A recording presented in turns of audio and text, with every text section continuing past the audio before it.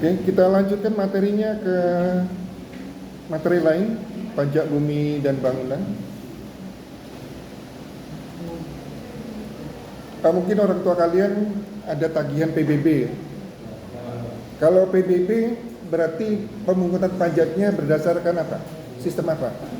Self assessment, official assessment atau withholding?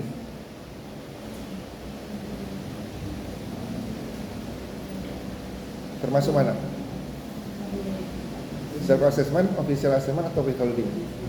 Kalau PBA 21 apa? Withholding ya.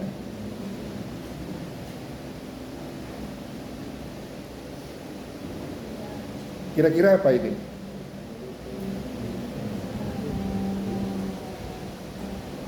Yang menghitung siapa? Wajib pajak, fiskus, atau pihak ketiga?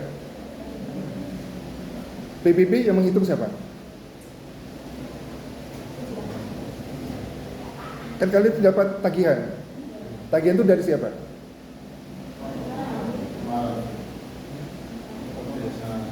Dari fiskus kan, dari pajak kan? Kalau fiskus itu maksudnya pekerja pajak, karyawan pajak. Ya. Kan kalian dapat tagihan dari pajak. Berarti yang menghitung siapa? PBB. Yang menghitung PBB berarti kalau dapat tagihan berarti menghitung siapa itu? Kalian menghitung PBB tidak? Nah, wajib pajak tidak menghitung. Berarti menghitung siapa? Kan kita dapat tagihan langsung. Ya, Firman? Ya, siapa? Yang menghitung PBB siapa? Fiskus, wajib pajak atau pihak ketiga? Fiskus. Berarti apa? Sistem apa pemungutannya? Kalau fiskus yang menghitung? Official assessment.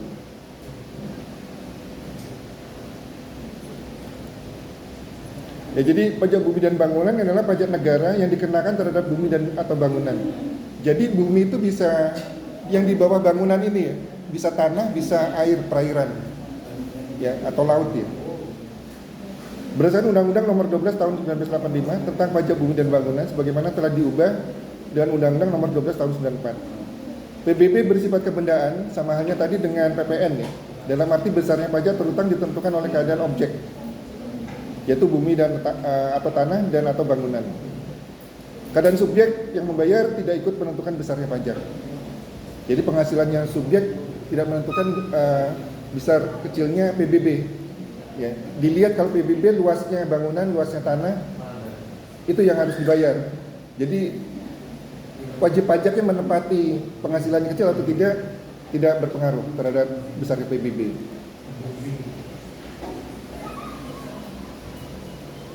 Nah ini ya, pajak bumi dan bangunan adalah pajak kebendaan atas bumi dan atau bangunan dikenakan terhadap subjek pajak. Subjek pajak bisa orang pribadi atau badan yang secara nyata mempunyai hak dan atau memperoleh manfaat atas bumi dan atau memiliki, menguasai dan memperoleh manfaat atas bangunan. Ya. Jadi bisa mempunyai hak atau memperoleh manfaat atas bumi dan atau memiliki, menguasai dan atau memperoleh manfaat atas bangunan.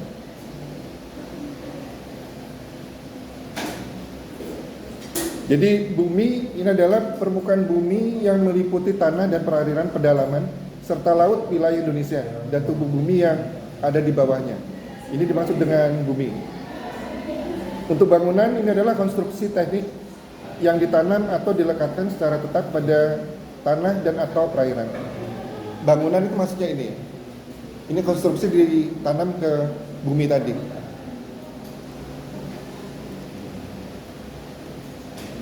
Termasuk pengertian bangunan adalah jalan lingkungan yang terletak dalam suatu kompleks bangunan ya, seperti hotel, pabrik dan seterusnya. Jalan tol, kolam renang, pagar mewah ini juga termasuk pengertian bangunan. Pagar yang mewah tapi bukan, kalau pagar bambu mungkin tidak termasuk. Tempat olahraga, galan kapal, dermaga, taman mewah dan seterusnya. Faktor yang menentukan klasifikasi objek pajak untuk bumi dan tanah, bumi atau tanah, ini letaknya, peruntukannya untuk apa, pemanfaatannya untuk apa, kondisi lingkungan dan lainnya. Untuk bangunan dilihat dari bahan bangunannya, semakin besar bahan bangunannya, semakin besar juga nilai bangunannya, PBB-nya nanti. Rekayasa letaknya, kondisi lingkungan dan seterusnya. Objek pajak tidak dikenakan PBB. Yang pertama digunakan semata-mata melayani kepentingan umum di bidang ibadah. Ini tidak dikenakan PBB ya. Sosial, kesehatan, pendidikan, dan kebudayaan nasional yang nyata tidak dimasukkan untuk memperoleh keuntungan. Digunakan untuk kuburan, peninggalan purbakala dan atau yang sejenisnya. Ini dikecualikan ya, tidak dikenakan PBB. Dan seterusnya nanti bisa kalian baca sendiri.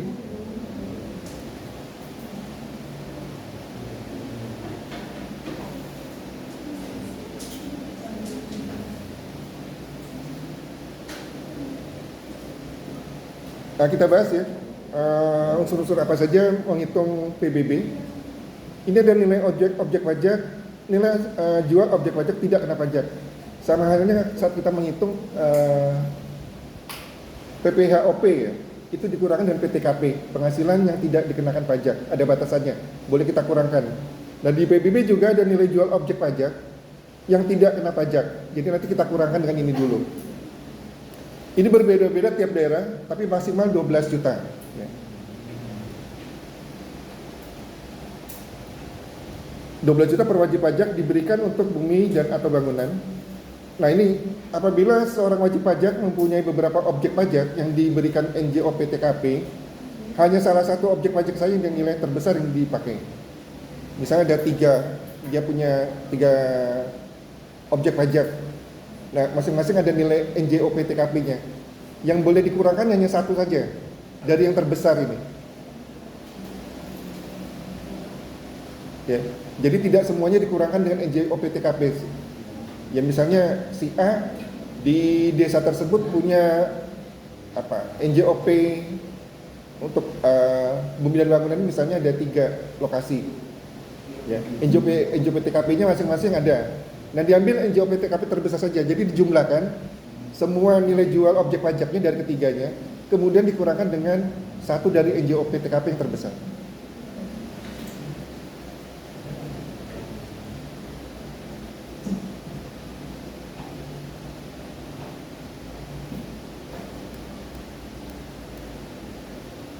Dan ini cara menghitung PBB.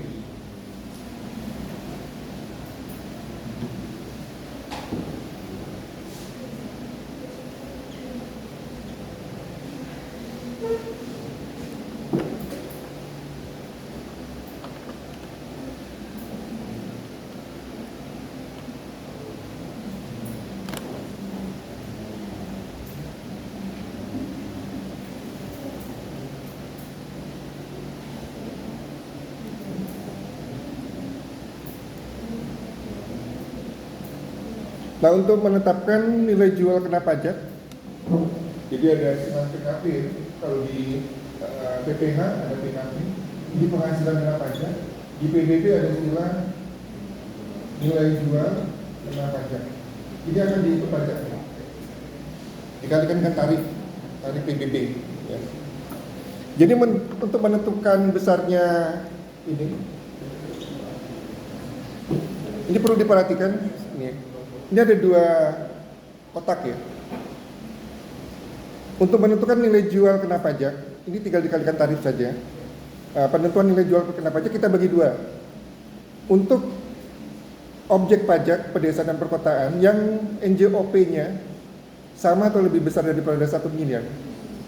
Kemudian objek pajak perkebunan dan perhutanan, ini NJKP-nya 40% dari NJOP.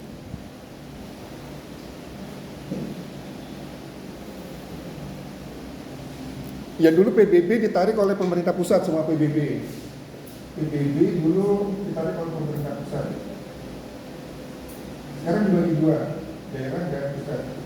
Pusat ini untuk perkebunan dan perhutanan, dan daerah sekarang perkotaan dan pedesaan ditarik oleh daerah. Kalau dulu semuanya ditarik oleh pusat. Yang kedua, objek pajak lainnya selain yang di kotak ini, nilai jual kena pajaknya itu 20% dari NJOP. Nanti kalau menghitung soalnya dilihat NJOP-nya ya. Di atas 1 miliar untuk pedesaan dan perkotaan itu kalau yang di atas 1 sama dengan 1 miliar NJKP-nya dikalikan 40% dari NJOP. Juga termasuk objek pajak perkebunan dan kehutanan NJKP-nya 40% dari NJOP. Selain ini NJKP-nya dikalikan 20% dari NJOP.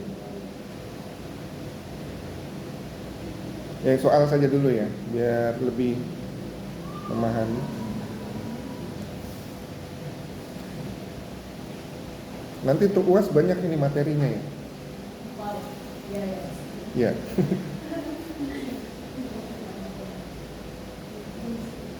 Untuk PBB tarifnya tarif tunggal besar nilainya 0,5%. Ini tarif PBB. Cara menghitungnya PBB sama dengan tarif dikalikan NJKP.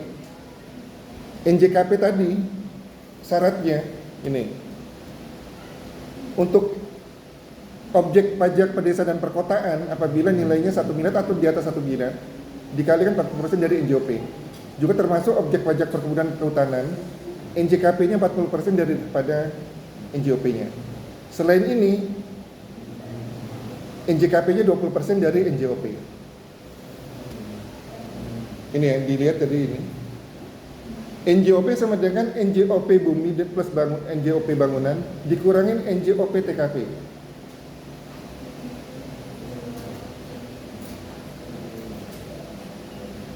Mulai ini ya.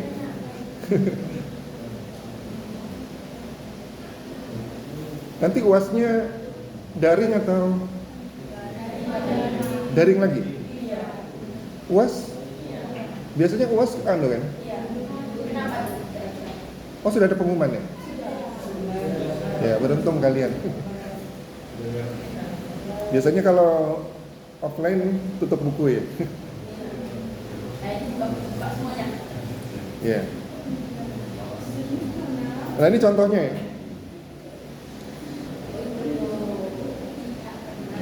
Ada luas tanah 125 meter persegi, NJOP-nya nilai jual objek pajak di situ sebesar Rp160.000 per meter perseginya.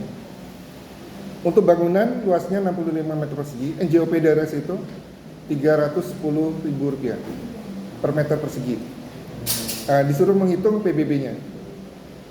Perhitungannya NJOP bumi dan bumi tanahnya 125 meter persegi kali 160 rupiah per meter persegi, ketemu 20 juta.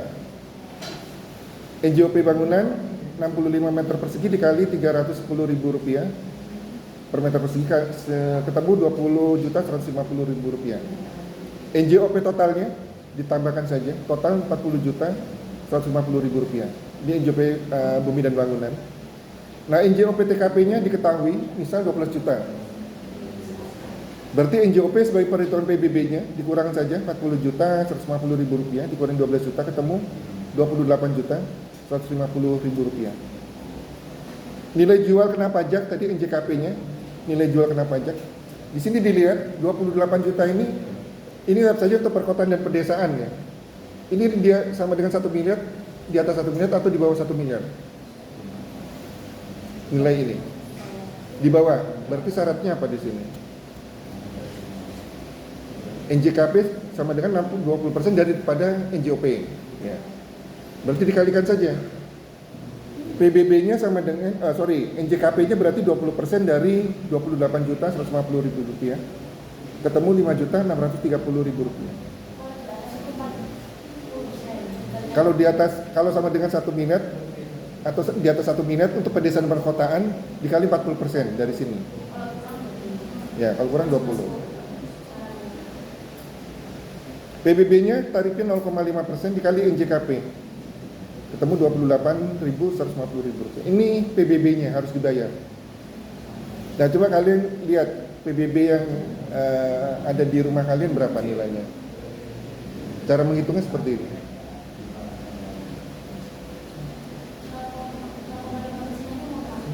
tarif. Ini tarif dari sini. Oh, Nah ini tarif. Tarif tunggal. Tarif PBB.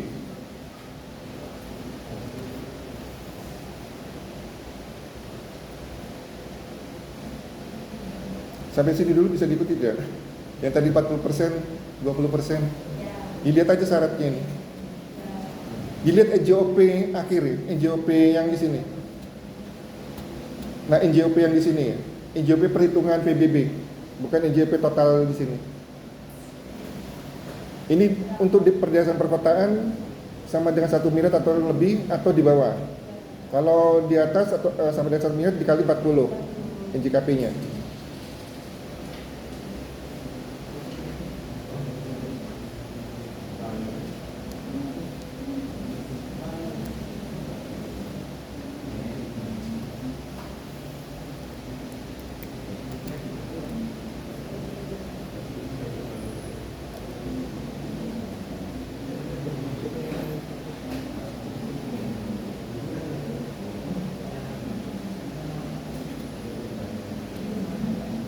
Nah ini yang di atas 1M ya.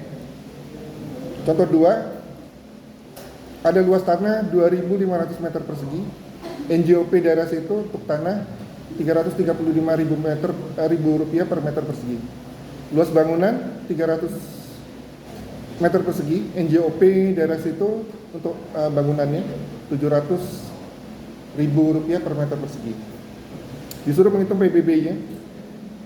NJOP bumi 2.500 meter persegi kali 335.000 meter rupiah per meter persegi.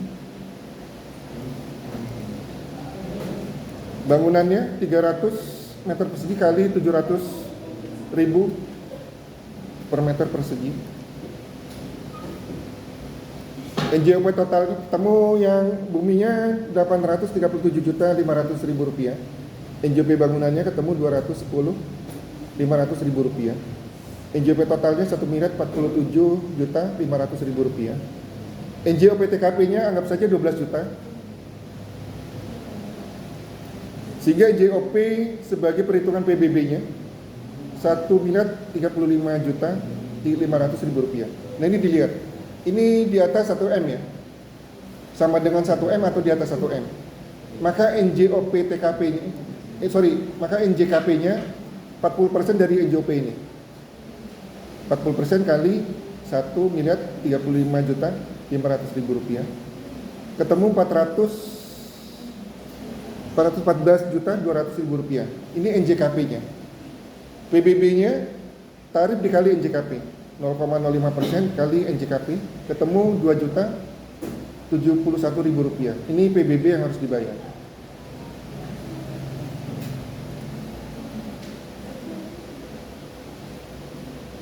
Sampai sini ada yang mau ditanyakan untuk PBB ini?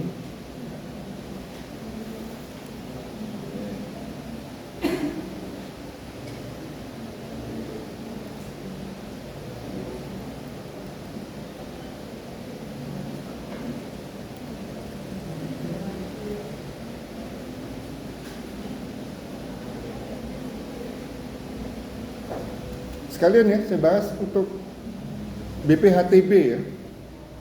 Pernah dengar BPHTB tidak?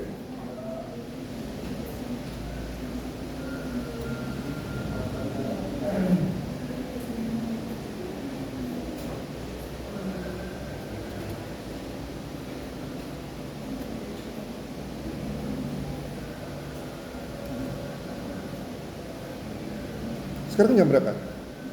Pukul 11.15. Sebentar lagi ya, 5 menit lagi ya.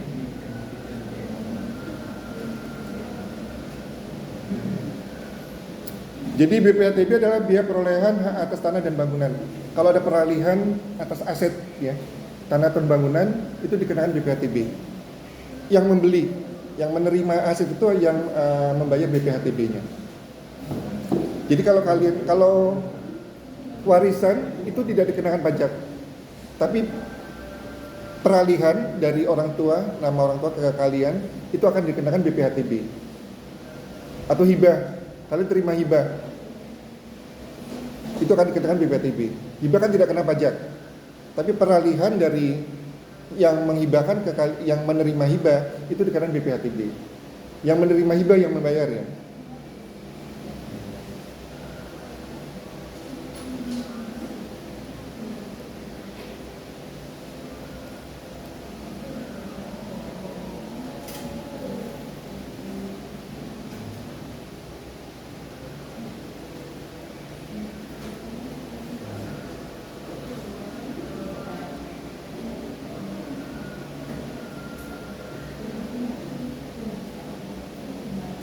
Ini ya, jadi objek pajaknya di BPHTB adalah perolehan hak atas tanah dan bangunan untuk pemindahan hak dan untuk dan pemberian hak baru.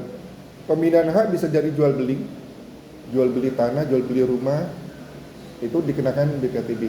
Ya. Hibah wasiat, waris, dan seterusnya.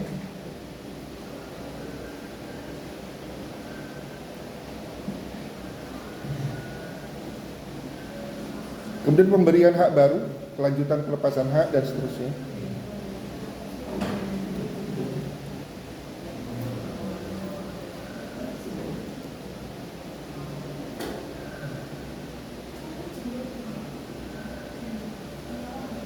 Untuk jual beli, perolehan hak atas tanah dan bangunan oleh pembeli dari penjual yang terjadi melalui transaksi jual beli di mana atas perolehan tersebut pembeli menyerahkan sebelah uang kepada penjual.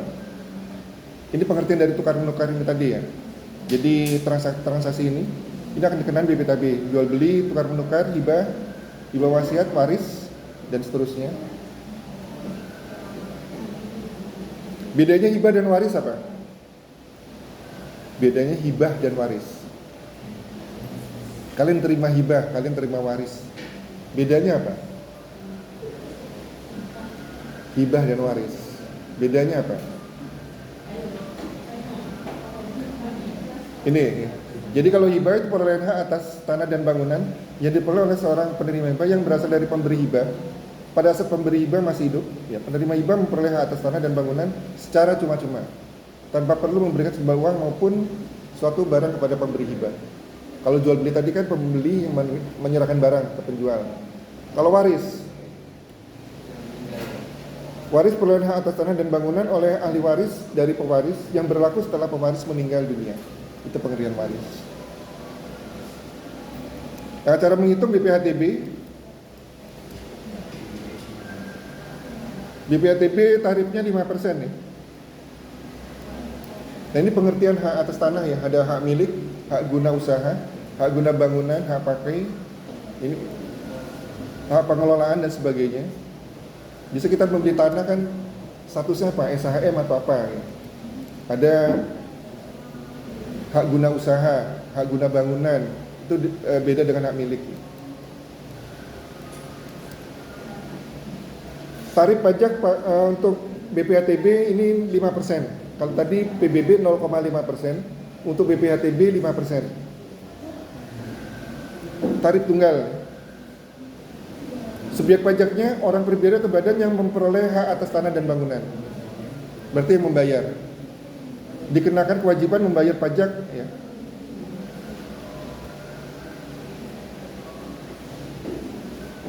Nilai perolehan objek pajaknya bisa disesuaikan dari harga transaksi, nilai pasar, atau bila NPOP tidak diketahui lebih rendah dari NJOP digunakan NJOP PBB. Jadi NJOP PBB tadi bisa digunakan untuk dasar menghitung BPHTB. Besarnya NJOP TKP masing-masing wilayah berbeda. Ini sama hal dengan NJOP TKP tadi ya. Di BPHTB juga ada NPOP TKP.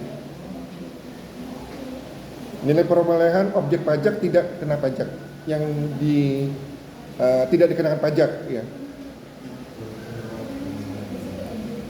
Aturan lama NPOP TKP-nya paling banyak 60 juta. Aturan baru NPOP TKP-nya paling rendah 60 juta. Aturan lama paling tinggi 60 juta.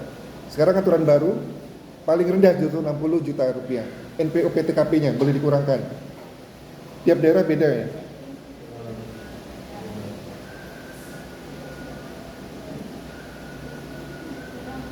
Nah ini rumusnya. BPHTB sama dengan NPOP TKP dikurangi, BPTB sebenarnya NPOP dikurangi NPOP TKP dikali tarif. Ya. Apabila NJOP digunakan sebagai dasar pengenaan, maka BPTB dihitung NJOP dikurangi NJOP dikurangi NPOP TKP dikali tarif.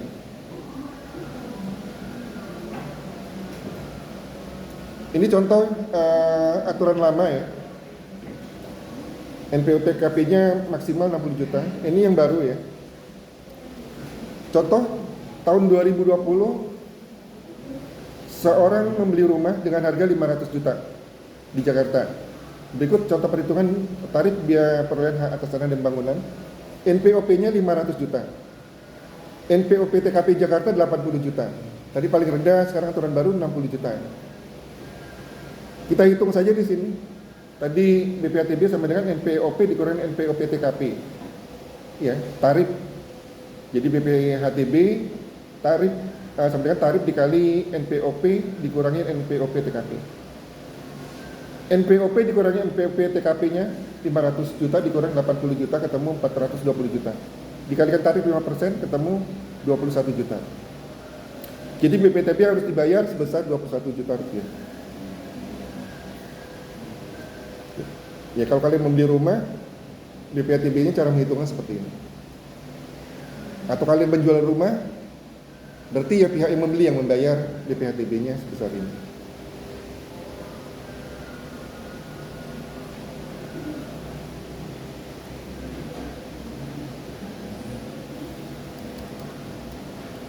Untuk waris,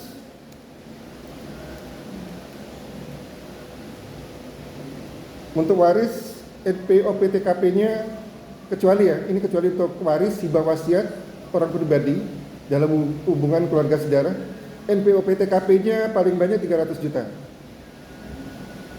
untuk waris ya. Nah ini ya, contoh satu lagi untuk waris ya.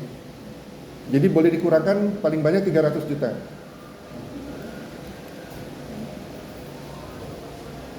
Tuan C mewariskan sebidang tanah dan bangunan kepada ahli warisnya yaitu Tuan CC. NJOP yang digunakan sebagai dasar pengenaan PBB adalah 250 juta. Besarnya BPTB dihitung adalah sebagai berikut. NPOP-nya 250 juta. NPOP TKP-nya ditentukan di sini 200 juta. Maksimal 300 tadi ya. Dikurangkan NPOP kena pajaknya 50 juta. BPATB-nya dihitung tarif kali dengan NPOP kena pajaknya 5% kali 50 juta ketemu 2.500.000. Untuk waris ini ada pengurangannya 50% ya.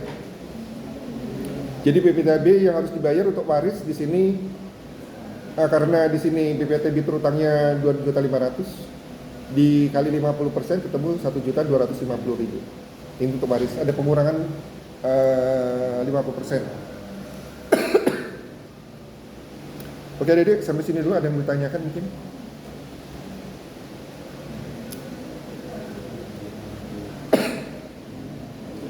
Ini sudah saya share ya. Kecuali yang untuk PPN itu ada perbaikan ya, ada revisi itu yang saya share, ada kesalahan ya untuk PPN materinya. Ya.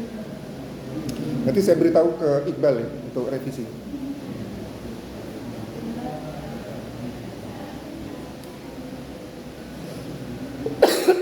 Absennya sudah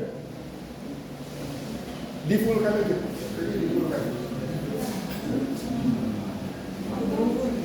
Belum